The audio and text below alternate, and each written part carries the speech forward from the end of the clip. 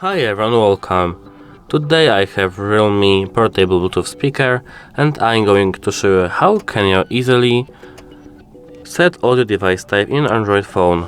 Let's get started.